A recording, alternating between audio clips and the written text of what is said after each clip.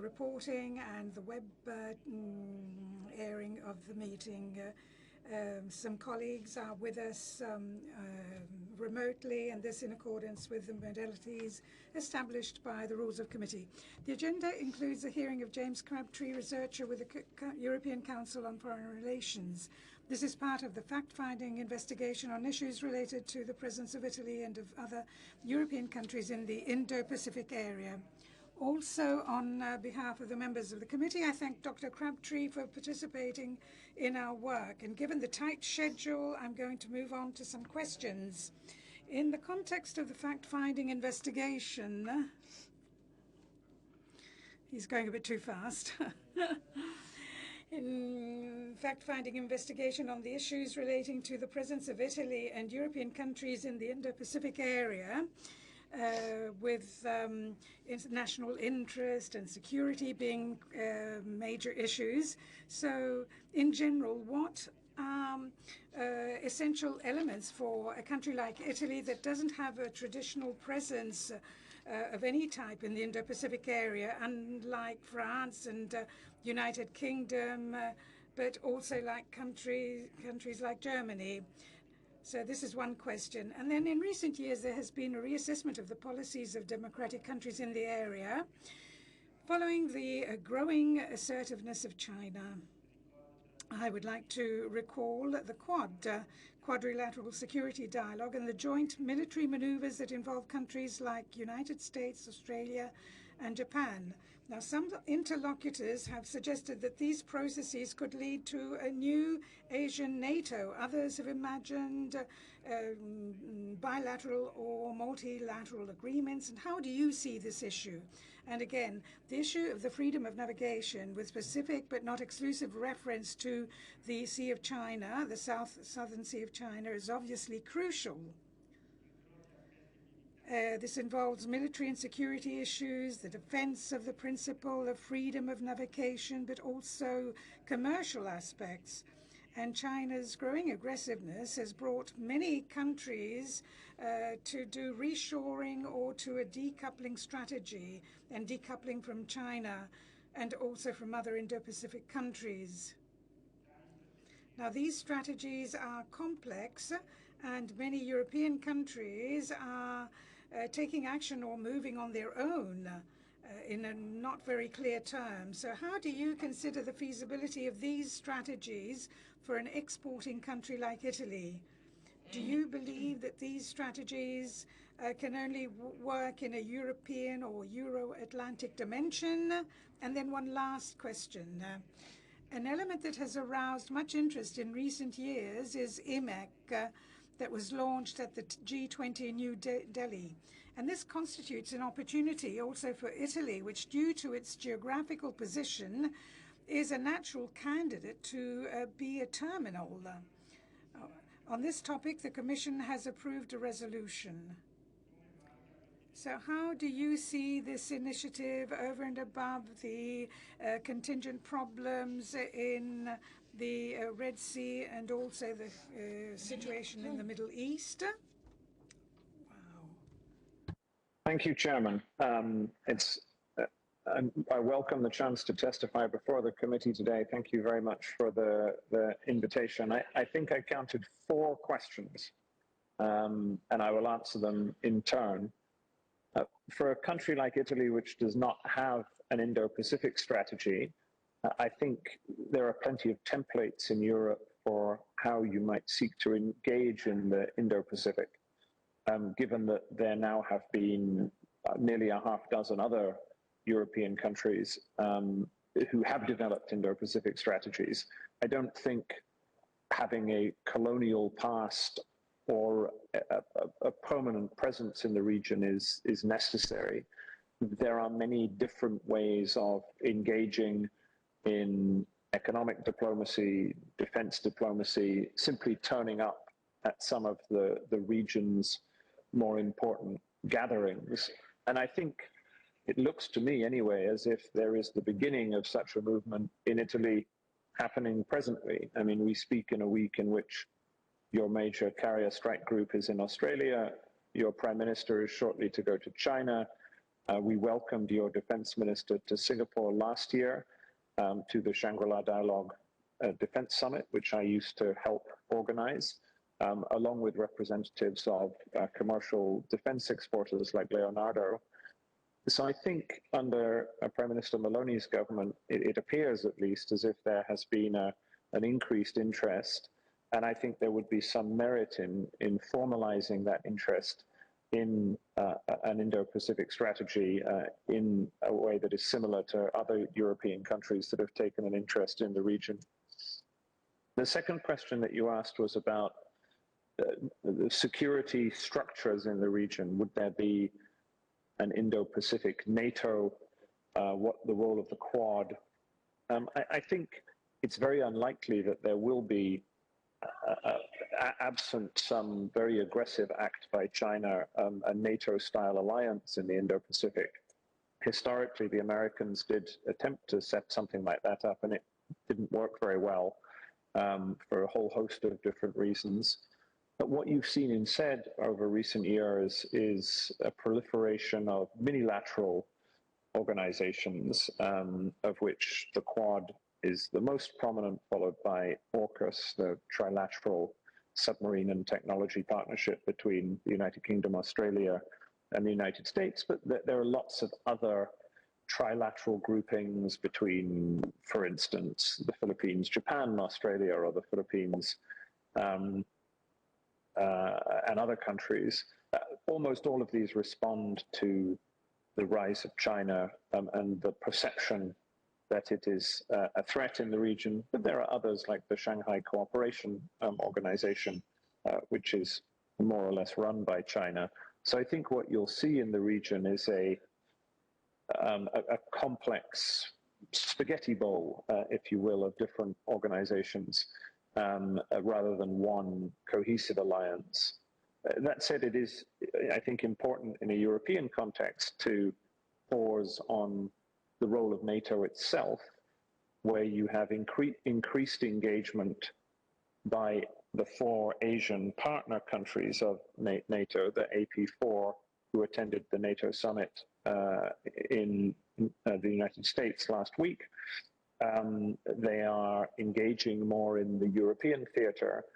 And in a big picture way, you see a situation in which Asian countries, particularly China, are now affecting the European security order in a way that has never really happened before, in particular because of China's implicit support for Russia in the Ukraine war. China's actions are having an effect on the security order in Europe, and China's economic model is in one way or another having a huge effect on Europe's economic security. And therefore, whether it's through NATO or through other mechanisms like the Belt and Road Initiative, which Italy was a member of until relatively recently, being aware of the way that Asia in general and China in particular affects Europe's core interests, I think is an increasing priority for all European policymakers.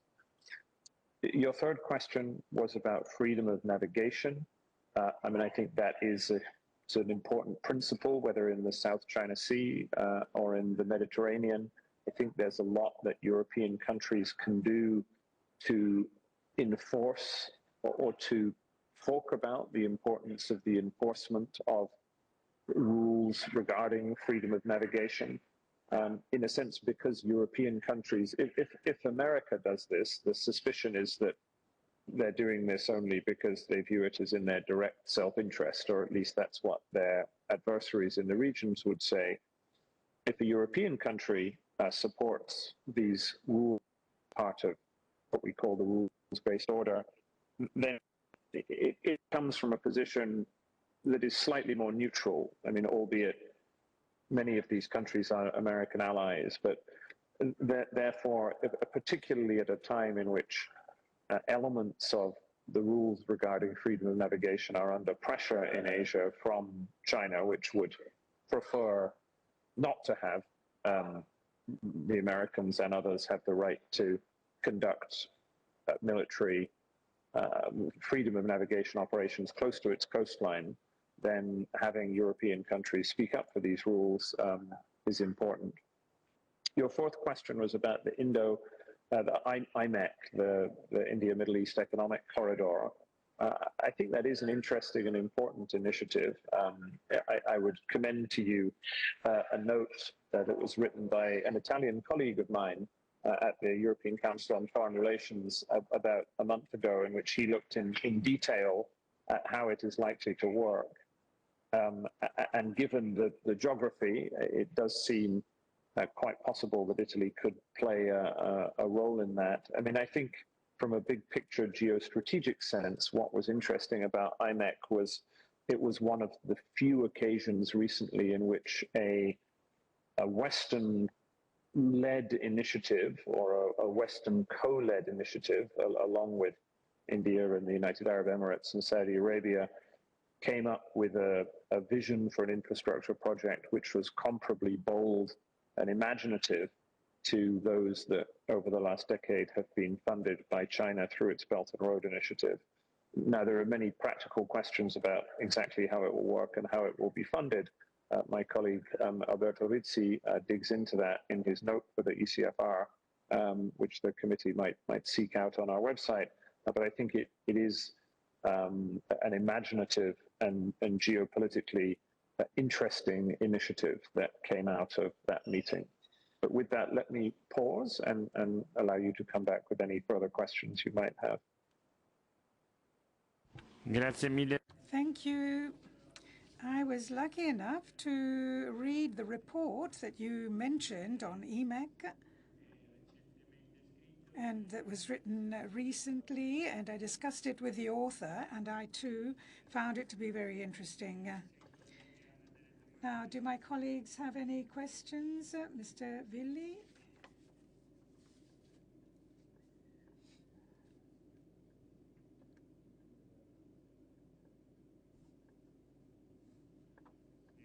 No? Is there anybody online with us? Because we have colleagues who are with us online. Honorable Mr. Gardini. So I'll ask another question. That is a question for all of us as we are carrying out our fact-finding activity on the Indo-Pacific area. And the question is this.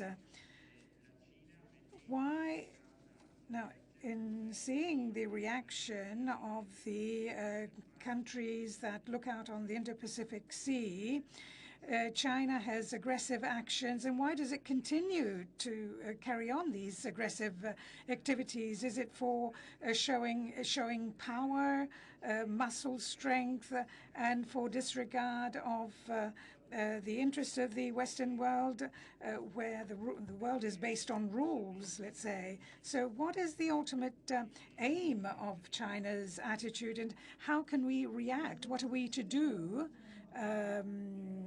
There's another question also from Mrs. Quartapelle, who is with us online. My question concerns the interaction between the new Italy's new foreign policy activities and the existing foreign policy. Now, the government has started an ambitious plan for Africa, which is called the Mattei Plan. And by tradition, Italy's foreign policy is focused on the Mediterranean. And if there are areas for which joint work can be done, that can bring together different initiatives involving Asia, for instance, perhaps a joint action could be envisaged with India with regard to Africa, or interaction with China for activities in Africa, because our country manages to do lots with little means, let's say. So if we don't focus on the work with Asia, and we've heard that our initiatives could run the risk of being spot initiatives.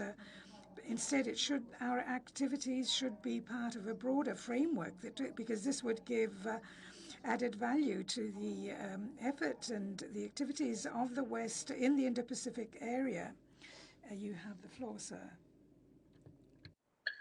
Thank you. Those are two excellent questions, Chair, and I'm glad to see you can join from wherever. You don't have to be in the committee room. So the first question was about China and what are China's objectives. I think it would be fair to say that China would like to establish a broadly what you would call a sphere of influence around its coastal waters. I think it's important that intelligent observers of Asia don't caricature what China is trying to do. In a sense, China's objectives in some ways are similar to those that the United States had in the early stages of its rise as a global power. Chinese scholars will often point out that the United States established the Monroe Doctrine and said that it was in control of its own hemisphere. China would like something similar. It is not comfortable with the idea that the United States should be able to exercise freedom of navigation right off its coastline and have a ring of allied nations, again, very close to its coastline. It seeks, in a military sense, strategic space.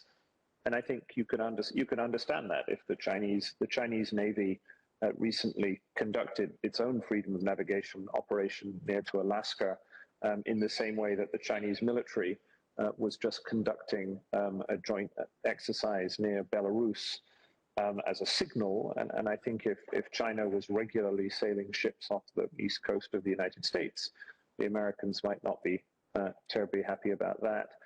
I think the other way of thinking about this is, as China has risen to become the world's second largest economy, its sense of its national interests have simply expanded.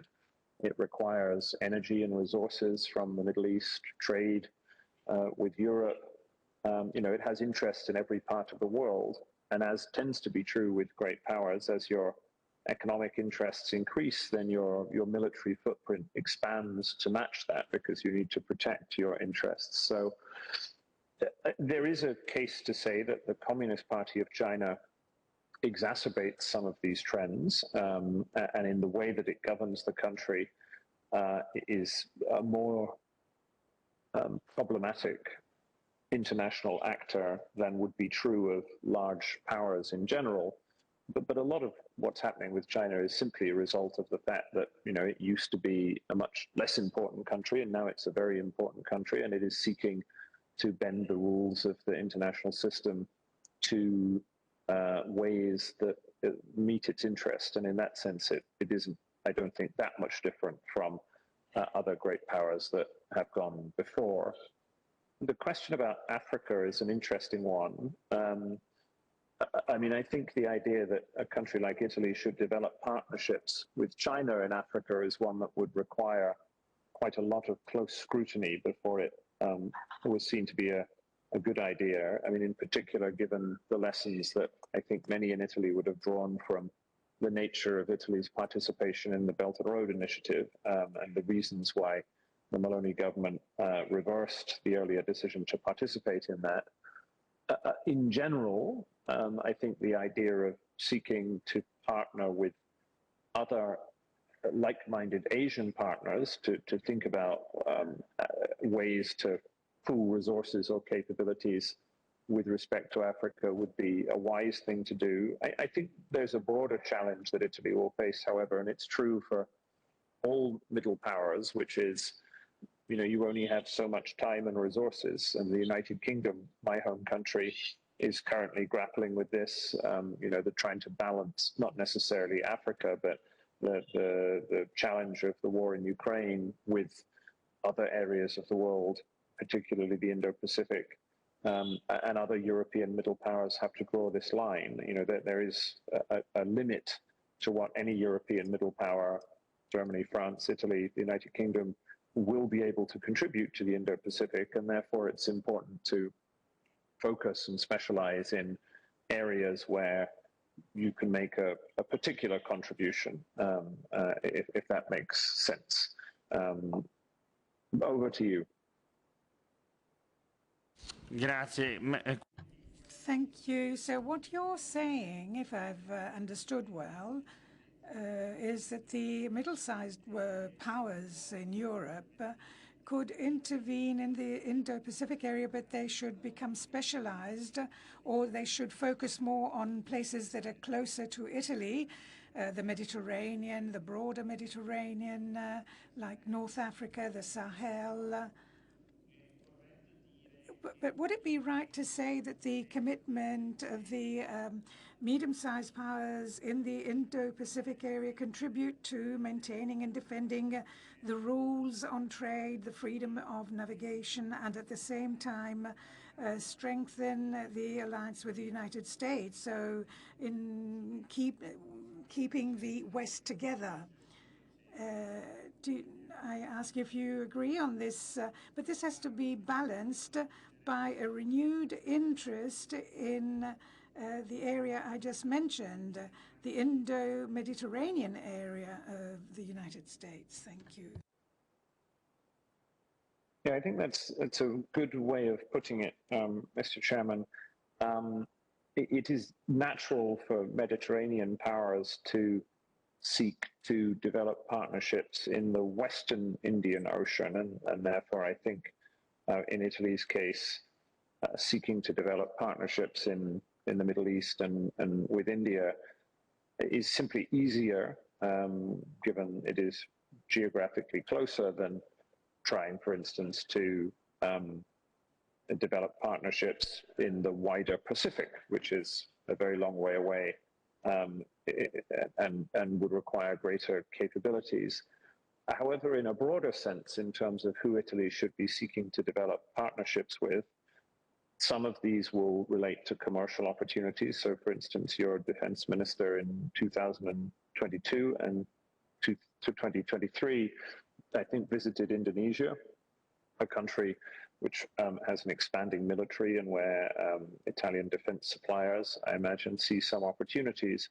But I think the most important partnerships are with the kind of core members of the Western grouping who happen to be in the Indo-Pacific, namely Japan, the Republic of Korea, Australia, and New Zealand, in addition to India. I mean, those would be the most natural partners and have tended to be the most natural partners for Western countries. So in addition to, I mean, all of them are the main Asian democracies.